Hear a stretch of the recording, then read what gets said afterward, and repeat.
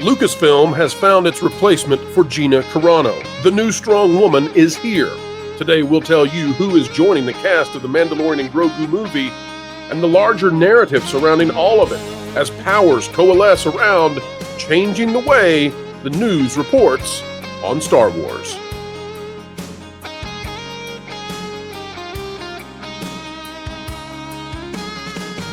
Hello, ladies and gentlemen. Welcome back to the Pro Channel, where we are changing hearts and minds daftly, transversing the truth, and giving it to you as best as we possibly can.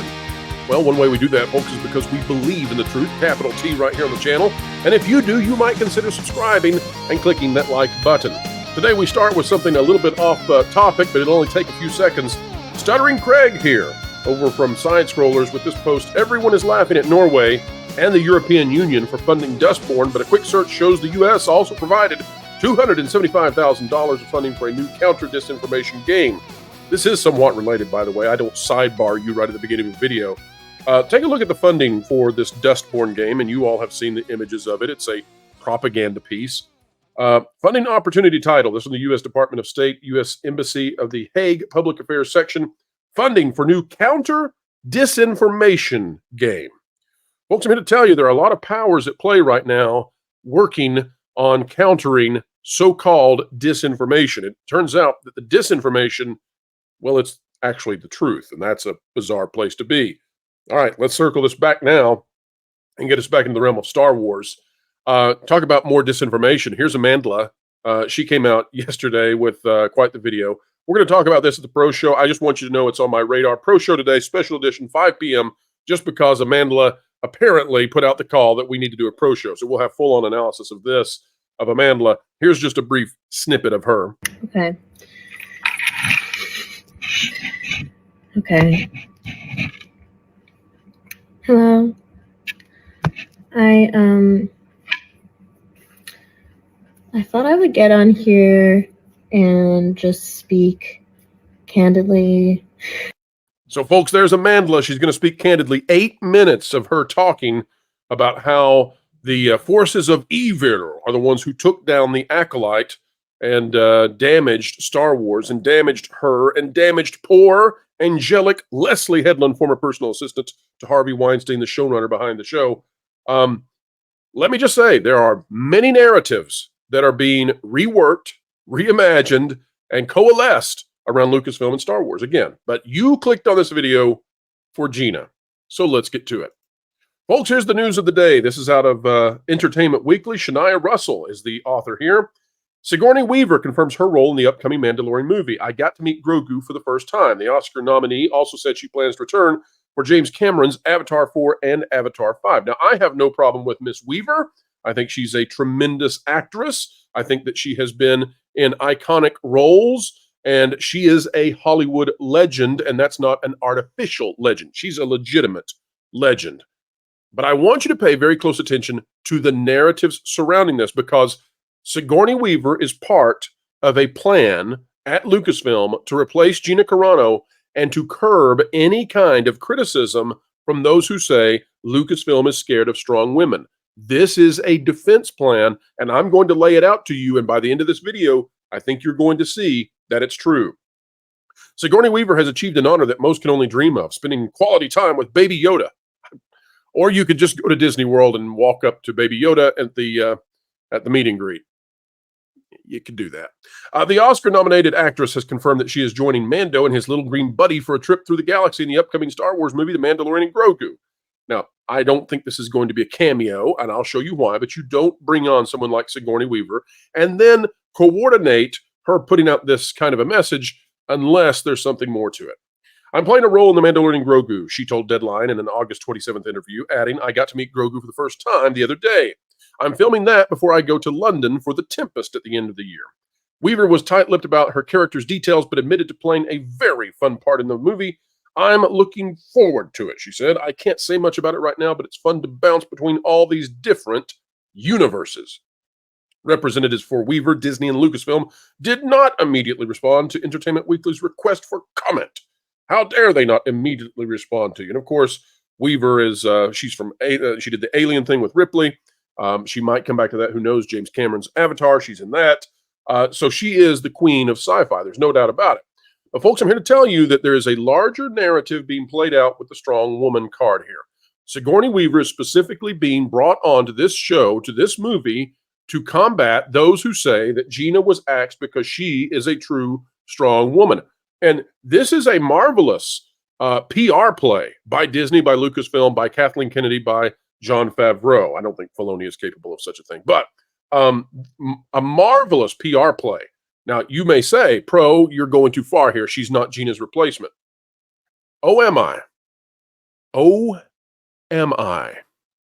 Let's play the interview, 15 seconds that she just gave, the statement she just gave, folks.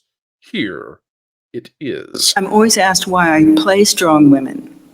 And I always think, that's such a weird question, because I just play women, and women are strong, and women don't give up. You know why? We can't. We have to do it. Ladies and gentlemen, let me tell you, these types of terms, here, let me put it this way.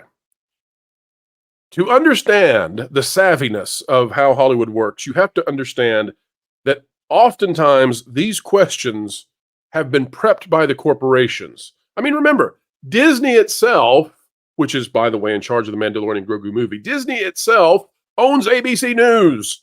And there are journalists out there who would like to work for ABC News. And so they're all very chummy and friendly and a little crummy, if you ask me. But anyway, so they ask the questions that Disney wants asked. What does Disney want asked, folks?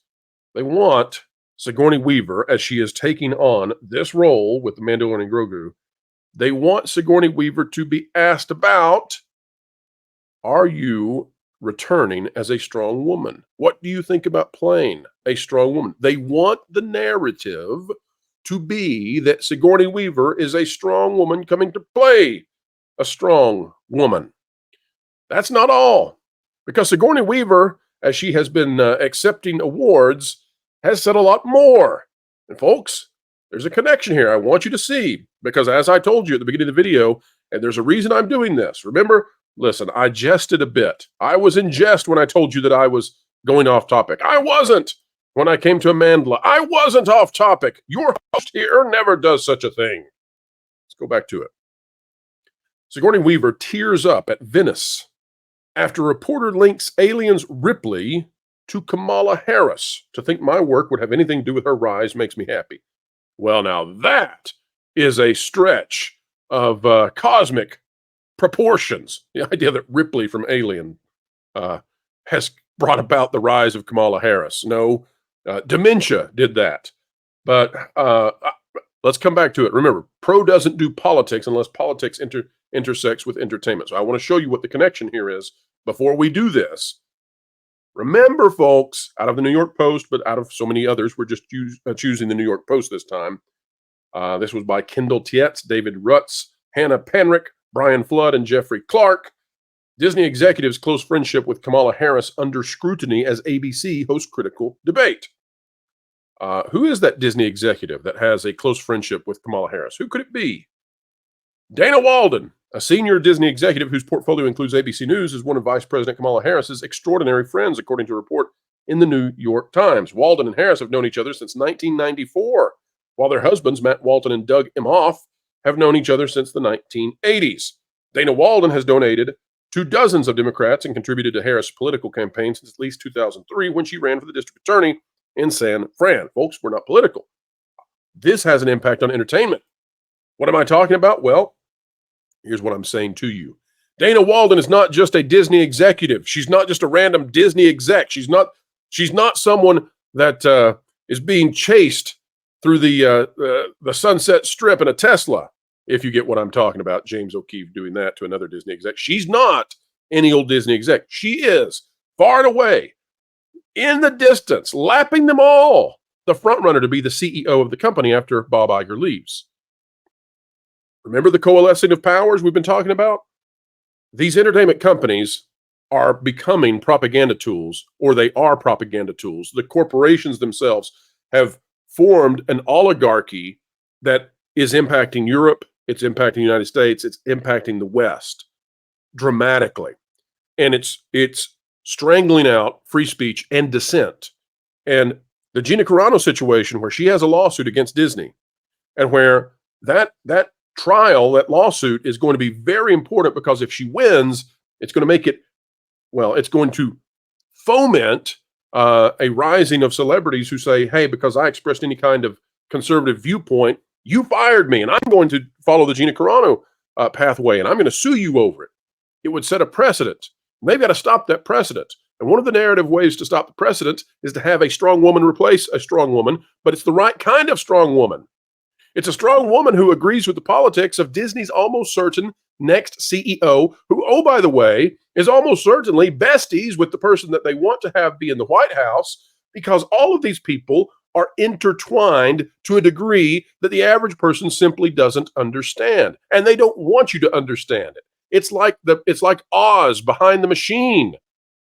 The news organizations and the politicos of the establishment are in the same, they're on the same ground, they're in the same room, they're in the same friendships, they live in the same communities. And bringing on Sigourney Weaver as a strong woman, and we love Sigourney, but she shares the same political viewpoints as Dana Walden, as Kathleen Kennedy, as, well, all of the rest of the Disney company. And that's important because they're bringing Sigourney Weaver on because she's their sort of strong woman. Let me read this article to you. And apologies, folks, if we're into politics a bit more than usual. I want you to understand, though, getting rid of Gina and selecting Sigourney is 100% political, and it is 100% entertainment impacting. Here's the article out of Variety that I was promising you. Elise Schaefer, Alex Rittman, the authors here. Sigourney Weaver tears up at Venice after reporter links aliens Ripley to Kamala Harris. We've said the title, we won't say it again. Sigourney Weaver got emotional while talking about Kamala Harris during her press conference at Venice Film Festival. Well, that's the right kind of strong woman for Lucasfilm, not the Gina sort. Ahead of receiving a Golden Lion for Lifetime Achievement. Again, folks, when I tell you that these things are coordinated, the awards are heavily influenced by the corporations. The corporation wants to come out with a big splash and get that big moment of, here's our new strong woman coming to the movie, and here's what she has to say about it. And so here's an award to make that happen. You get the idea. Asked about the impact of her acting in empowering women, specifically her alien character Ripley, and how it could have helped make it possible for Harris to become U.S. president, Weaver said she was so excited about Kamala. She then appeared to tear up at the thought of her having any influence.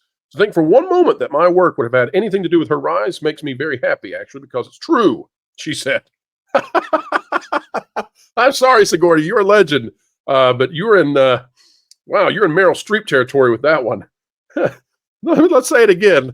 Folks, this is narcissism in a bottle. We love you, Sigourney, but come on, to think for one moment that my work, she pretends to be people, would have anything to do with her rise to potential next president of the United States makes me very happy, actually, because, well, it's true. Gosh, I pretended to be a strong woman once upon a time, and therefore I'm in charge of who's the next president of the United States. And it's true, says Sigourney Weaver. Wowza. Sigourney, we love you, but wow. I have so many women who come and thank me, she said. Well, good. I hope you have some men who thank you too. We liked it. Please don't go off the deep end, Sigourney. I think you already have. She choked up. Weaver reaching for her water, joking, sorry, I need my vodka. Sigourney, I'm here to tell you, you must have had so much you thought that was still water. It was not. Of Harris, she added, it's been difficult since 2016. So there's your conservative statement. And we're all very grateful about her. And folks, I'm old enough to remember. Some of you think that this TDS, this derangement thing came about in 2015, 2016. If you think that, you're not old enough to remember what it was like before. Because I remember the prior conservative president, who I have particular viewpoints about some of the decisions that were made, and I'm not keen on some of the things that happened from 2000 to 2008, I'll tell you. I'm also not keen on any of the others because I don't do hero worship. I don't have a cult of personality where I think every person who's been president is either evil or good or great or, it's not a binary thing. I see them across a spectrum of decisions, and some things are good on, some things are bad on. But I remember back when when George W. Remember they took the W's off the keyboards in the transition from the Clinton to Bush White House. I remember they were burning his effigy in the streets. Listen, this is not new. It's just a new person. The viewpoints are very different because it's an anti-establishment populist versus what was maybe a quasi-neocon sort of administration back then, but definitely establishment. No doubt about it, establishment. So that part has changed, but the way that the reaction to it, it's not that different. Perhaps it's more vociferous, but that also seems to me due to the fact that the corporations have, again, they have coalesced and they're taking control of the online media. They have tremendously greater potency when it comes to crafting and controlling the narrative. And part of crafting and controlling the narrative is to increase the volume of emotion when the world's not going well, because the only way that you stay in power when the world is not going well is you make people very angry and you remove them from their own woes of the world. You have to broaden out the scope of what they're angry about so that they'll ignore that they can't afford groceries anymore. Now, all of that to say that this is playing directly into that. If you get rid of Gina Carano, if Gina Carano is removed and you have a huge group of fans who are so angry about that, so angry that you have a young star coming out and saying that her show was canceled due to bigots and horrible people, how do you get around that? How do you fix that? How do you manage that PR disaster? Because surely you're a part of that, and you've gotten rid of Gina Carano, and you've alienated such a huge portion of your audience that you can't keep your nonsense shows afloat anymore, and that's damaging these young women like Amandla. Well, the way that you get around that, of course, is you bring on your preferred strong woman.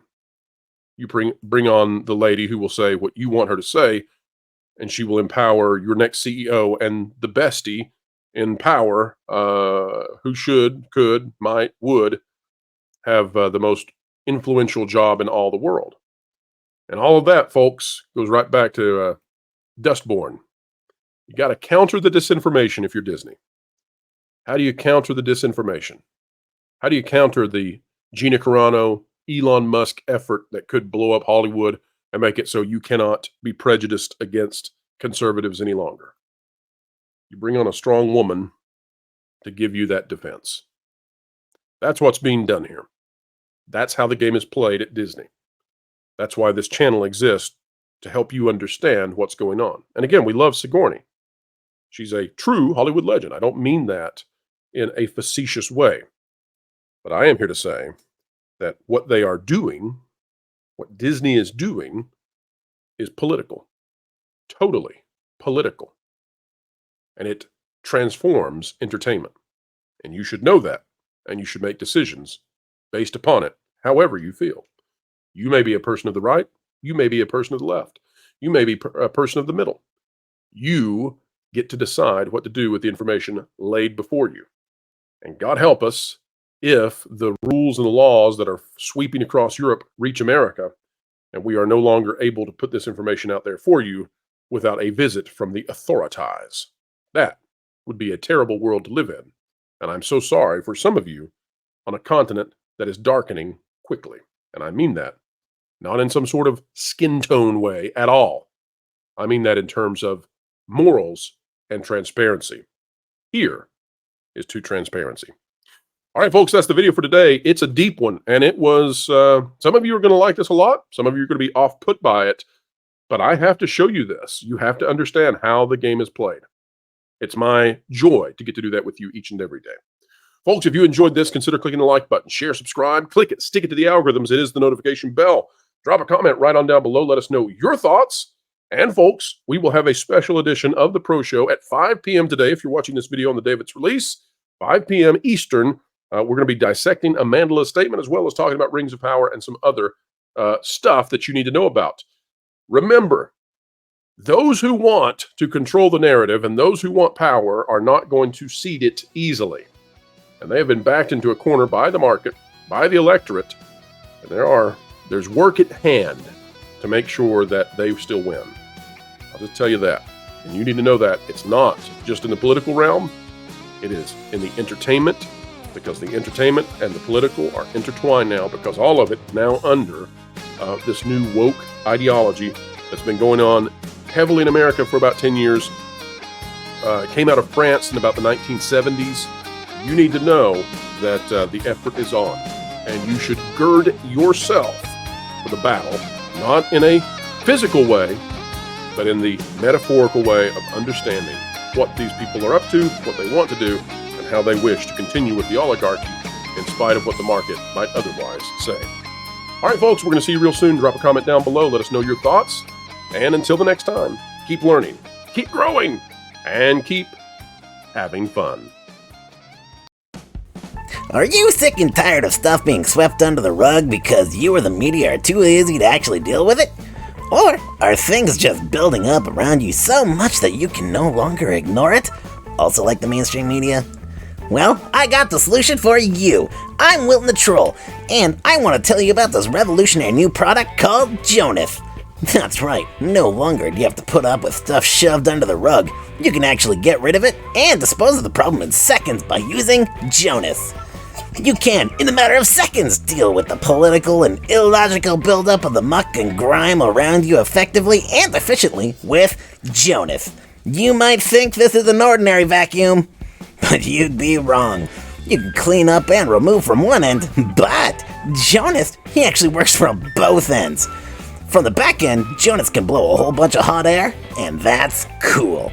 Remember, folks, if you actually want to deal with the dirt and grime the mainstream media has been neglectful about, get Jonas, 'cause Jonas sucks.